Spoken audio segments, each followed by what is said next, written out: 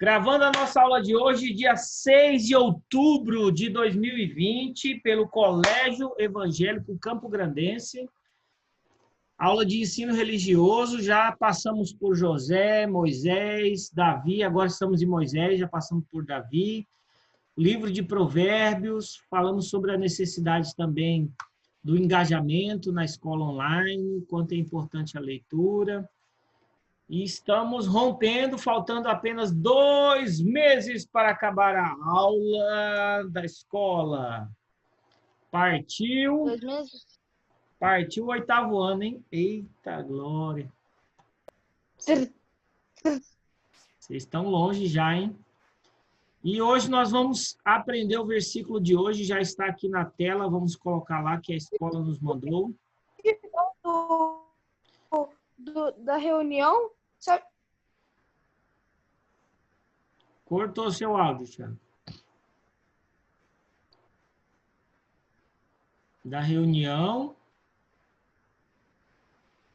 Ô, professor, assim, do nada a reunião aqui me tirou. Aí, não sei o que aconteceu, que voltou. Eita, e eu nem coloquei você de novo. Normalmente pede aqui.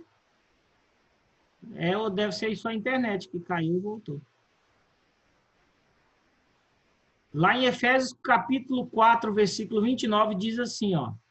Não saia da vossa boca nenhuma palavra torpe, mas só a que seja boa para necessária a edificação. Professor, o que é a palavra torpe? Nós olhamos no dicionário agora pela manhã, juntamente com as outras turmas. Torpe significa nojento, asqueroso, que não tem a ver com a moral e é indecente. Então, por isso que o palavrão, ele é uma palavra pesada, por isso que ele é um palavrão. Ele é como se fosse uma pedra gigante que você joga em alguém, né?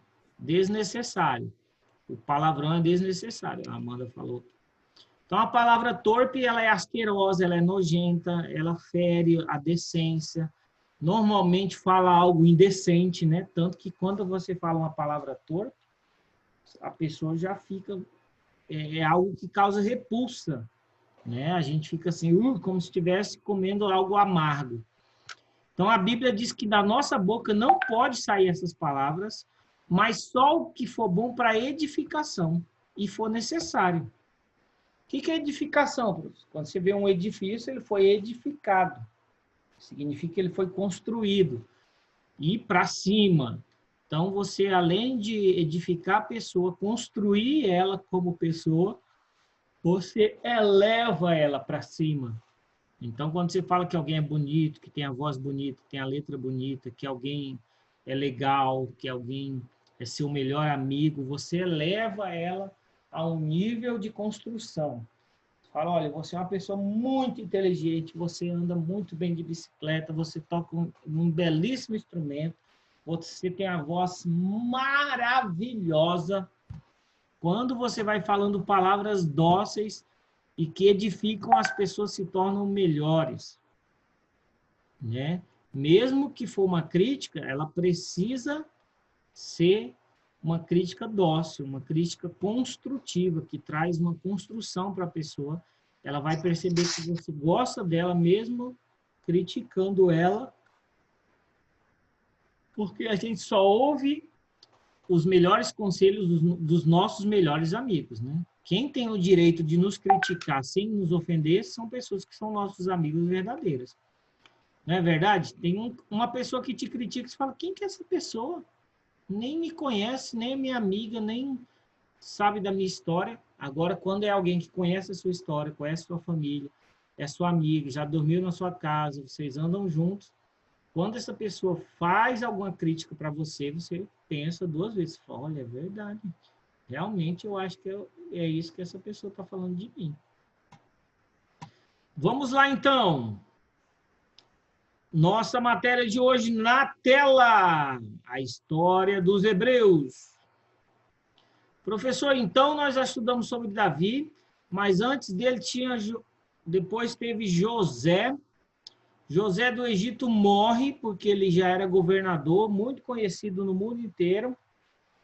As pessoas vão morar no Egito porque lá era que tinha comida necessária. Lembra que José interpretou o sonho do faraó. Qual era o sonho do faraó? Interpretado que haveria 7 anos de fartura. Ia ter tudo do bom e do melhor, as frutas iam dar, ia chover. Mas depois ia ter 7 anos de escassez, de fome. Então não ia chover, as plantas não iam dar, não ia ter fruta, a galinha não ia botar o ovo, a vaca não ia dar o bezerro, não ia ter leite. Então, durante 7 anos de fartura, o que as pessoas deveriam fazer? Guardar o alimento, igual a formiga faz. A formiga ela fica muito tempo carregando a folhinha, guarda dentro do buraquinho. Quando passa vários meses, ela tem estocado comida para todo o inverno, em que não haverá mais plantinhas para elas comerem. Então, a gente tem que ser como formiga. Professor, até hoje a gente tem que estocar algumas coisas? Sim.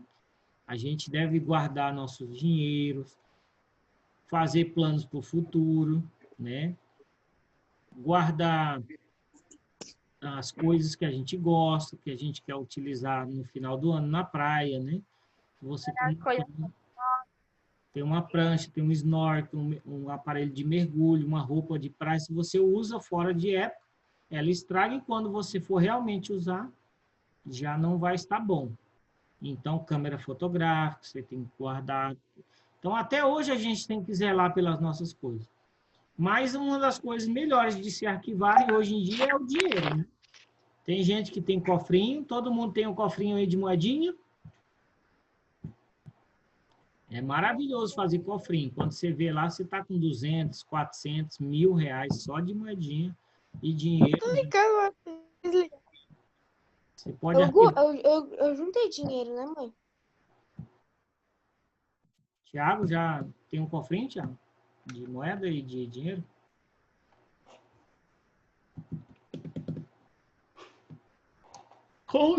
Continuando. Professor, então aí vem Moisés, aí ele quase é morto, porque ele era um bebê, e aí o faraó queria matar todos os bebês para que os hebreus não se multiplicassem, que eles estavam crescendo, eles estavam como escravos. Olha aqui no nosso mapinha. Existe a Palestina até hoje, professor, existe a Palestina até hoje. Eles saíram do Egito, foram para a Palestina, que hoje é o local onde está Israel, o Estado de Israel, onde tem lá toda a tecnologia do mundo, mesmo sendo pequenininhos, eles têm muitos mais recursos do que nós, brasileiros, que temos quase 10 vezes maior do que eles. Eles têm o Rio Jordão, o Mar Morto, Mesopotâmia, o Rio Tigre, Mar Cáspio, o Rio Eufrates, Mar Mediterrâneo, tudo em volta, e o Golfo Pérsico também. O povo hebreu se estabeleceu-se na Palestina, região do atual território de Israel, às margens do Rio Jordão. Então, se você for ver, a maioria das cidades no mundo, elas são próximas de rios, vocês já perceberam? Raramente tem alguma cidade no mundo que não tem nenhum rio próximo. Porque sem água não há vida. Então, a maioria das cidades no mundo tem um rio, ou tem um riacho, ou tem um córrego, ou tem um lago próximo. Então, são diferentes. O rio, o lago, o riacho e o córrego. Todas as cidades no mundo são construídas normalmente próximas de lago, de rio, de riacho ou do próprio mar, né? E aí, quando você compra uma casa próximo do mar, fica muito mais caro, né?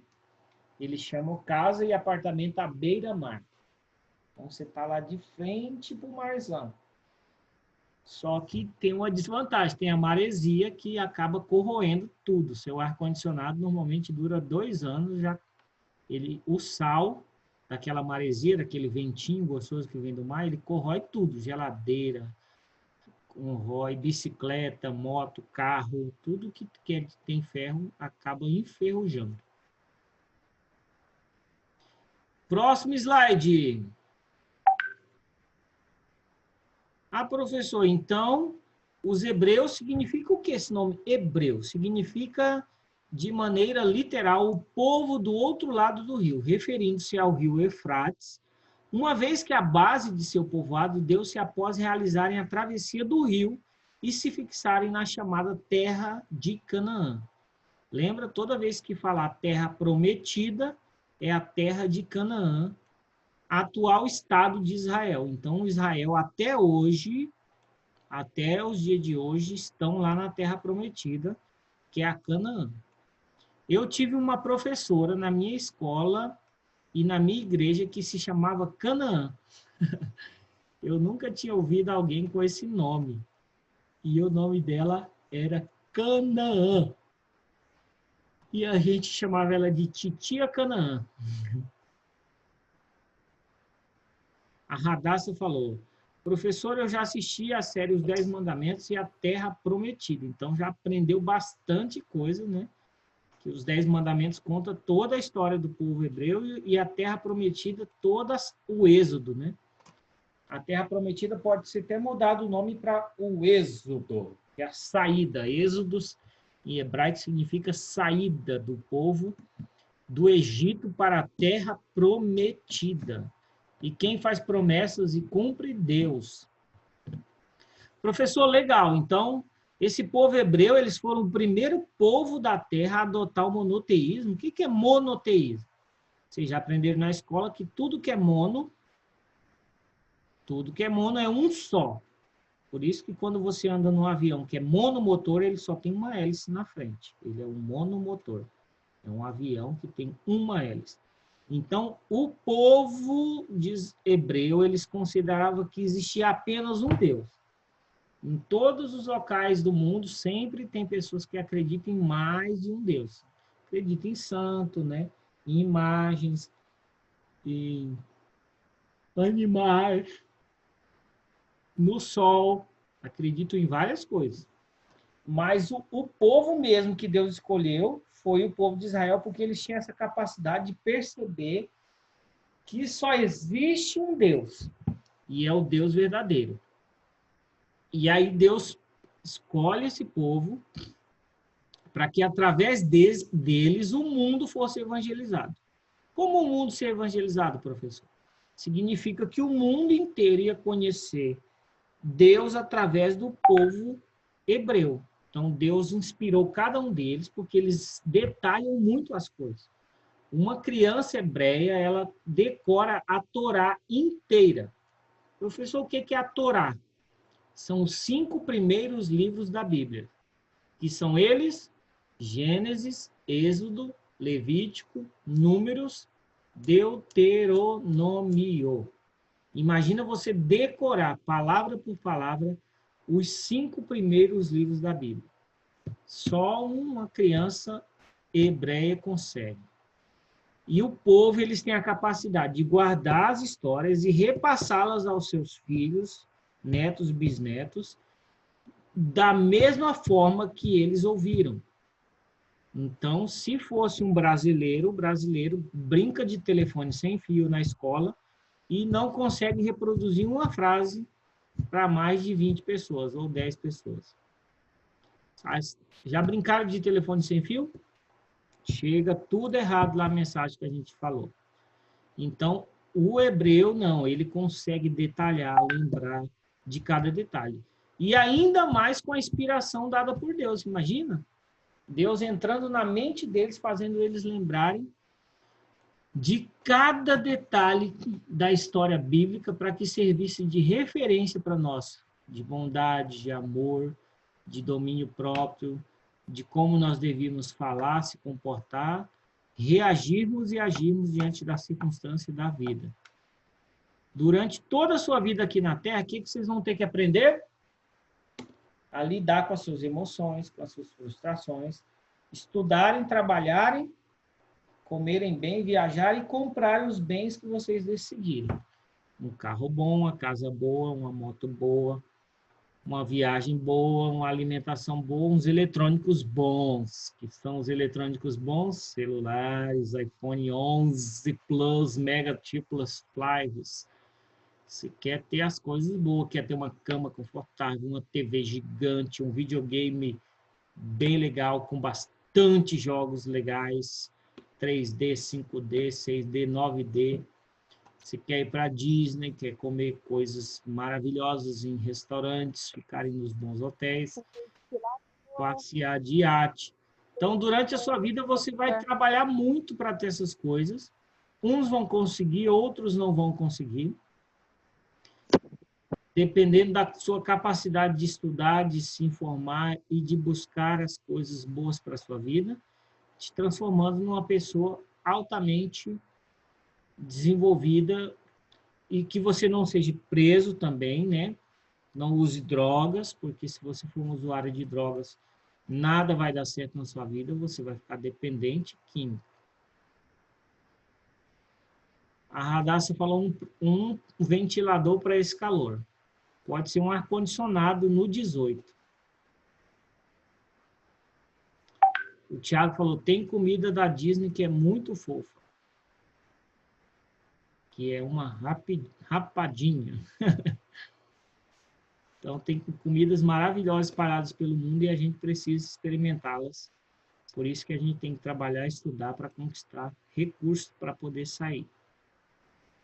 Professor, então, esses hebreus, eles eram nômades. Vocês já estudaram sobre ser nômade?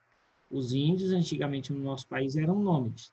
A princípio, os hebreus eram pastores nômades, que não tinham habitação fixa, pessoa que fica mudando de um lugar para o outro. Eles chegam no local próximo do rio, claro, mata a capivara, mata o porco espinho, o porco do mato, mata a anta, mata os pássaros, macacos, tem deles que comem até macacos, pega os ovos dos passarinhos, bananas e frutas do mato, comem tudo. Quando acaba tudo, eles pegam as suas casas e ó. Então, as pessoas não construíam casas de concreto, tijolos e pedras, e cimento e ferragens.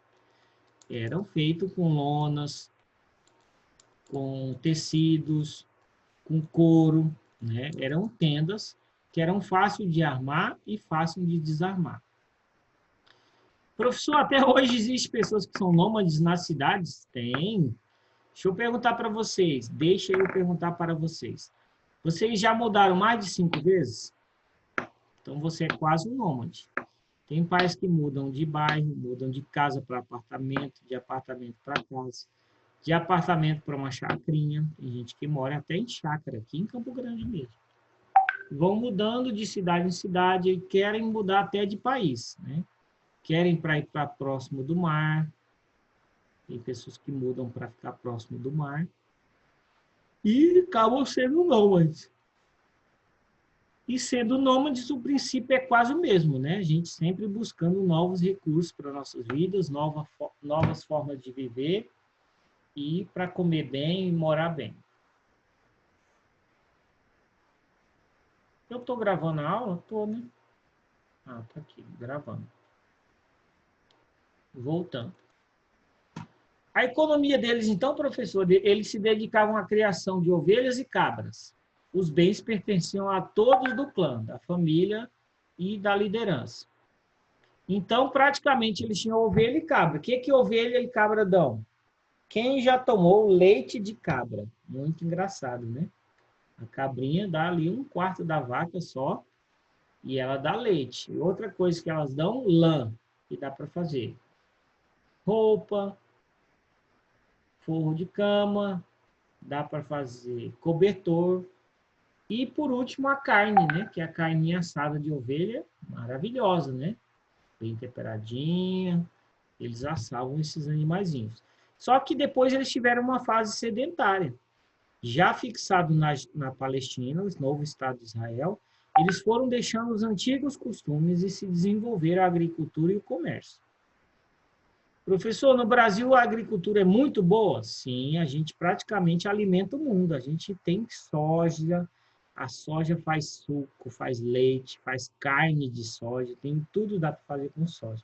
Milho, bastante melancia que tem, né? A gente planta maçã, laranja, a gente exporta carne de porco, de aves, que são os frangos, as galinhas, e muito boi. O Brasil tem muita carne, muito boi. Todos os locais do nosso país praticamente tem um frigorífico e nós somos bons exportadores. Só que o povo bíblico, eles foram se tornando esses agricultores e comerciantes. Então, o que é o agricultor e o comerciante? Eu planto e vendo o que eu tenho e compro o que eu não tenho.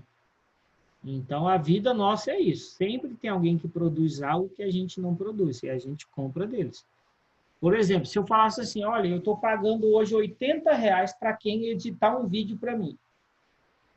Eu vou abrir uma empresa e vou colocar no Instagram um vídeo da minha empresa. Preciso de edição. Tem que ter som, imagem, pessoas sendo entrevistadas, imagens de comida, de lanche, que eu vou fazer uma empresa de lanche.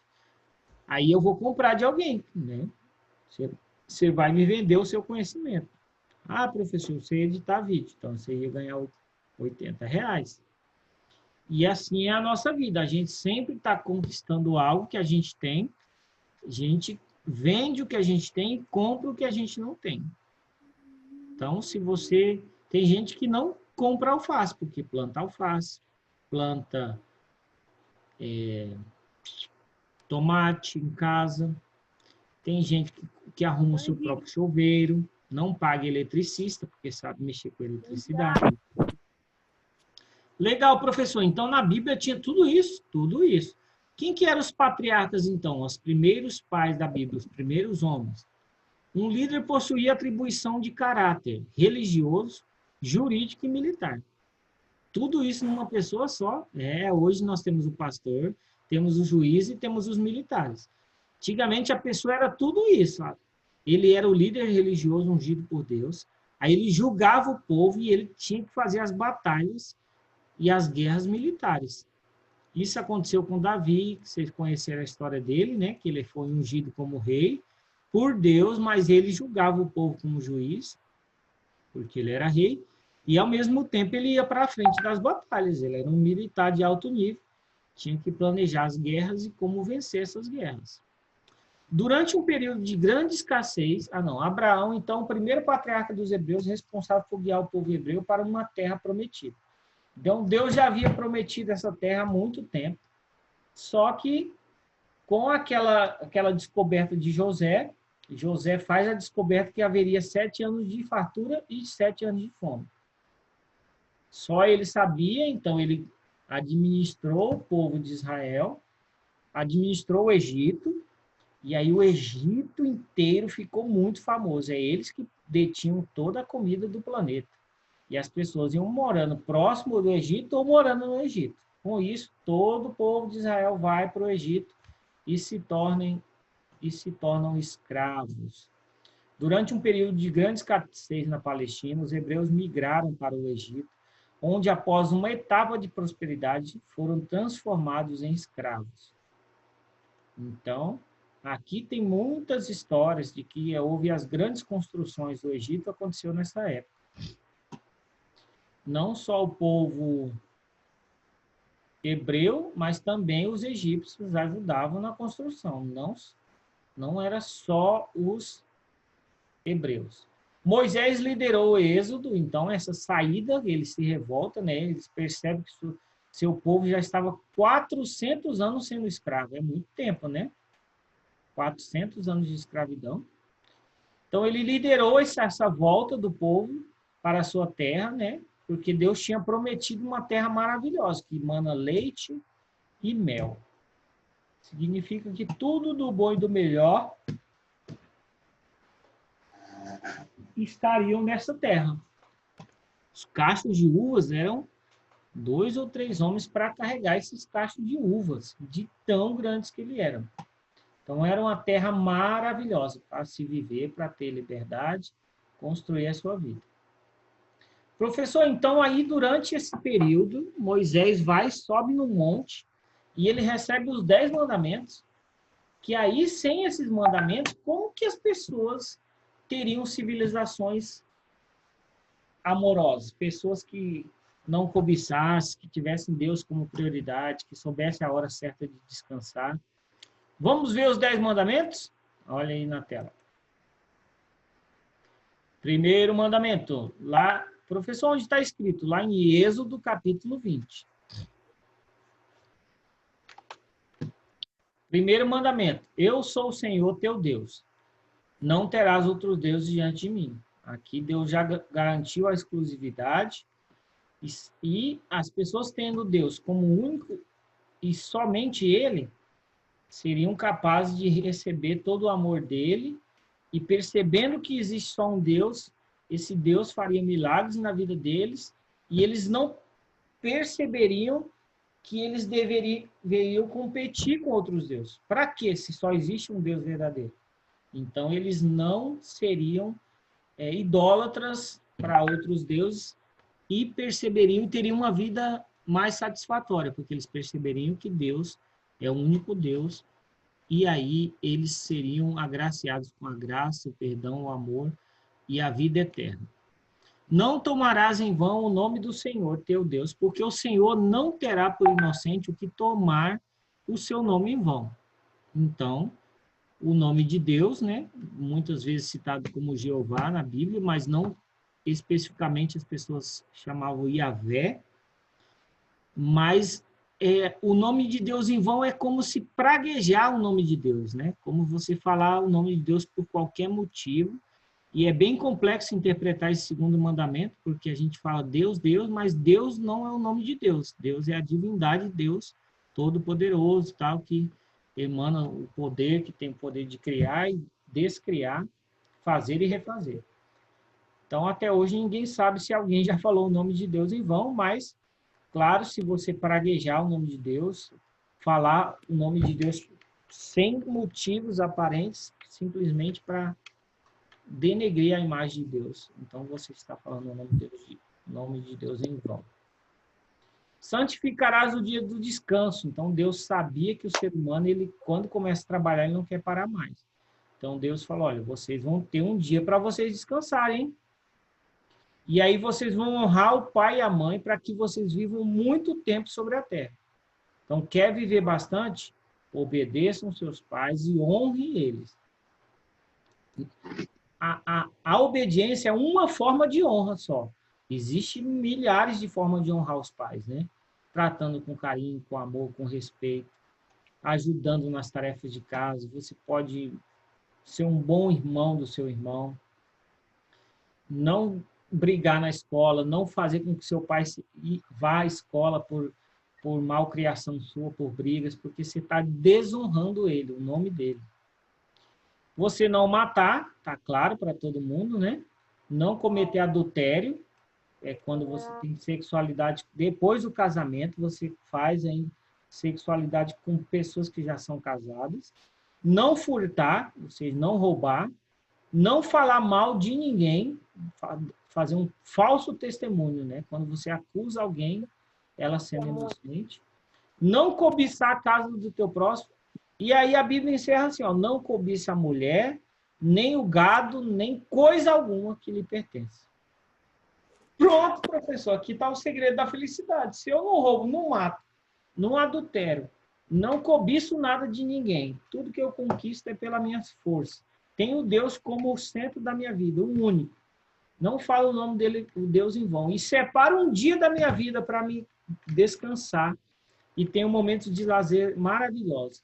Honro meu pai e minha mãe, cumpri toda a Bíblia. Então, Deus, com 10 mandamentos, ele percebeu que esses 10, se a gente cumprisse ele, praticamente, a gente estaria cumprindo todos os demais. Muito legal, né? São as regras da vida. Espero que vocês tenham gostado, aprendido, desenvolvido, crescido e amadurecido um pouco mais na mente de vocês, porque a nossa vida é feita de informações que transformam a nossa vida. Cada vez que você recebe uma informação, se ela cai na sua mente, vai para o coração, te torna uma pessoa melhor. E quando é uma mensagem divina inspirada por Deus, melhor ainda. Até o próximo encontro, que Deus os abençoe. A Radassa diz que sabe os 10 mandamentos de cor. Significa que ela não precisa olhar em lugar nenhum para lembrar. Muito bom. Tchau, Pedro, Tiago, Amanda, Elias, Esther, Tchau, Radassa, professor. Maria, Vitória e Rafaela. Até a nossa próxima aula. Deus os abençoe.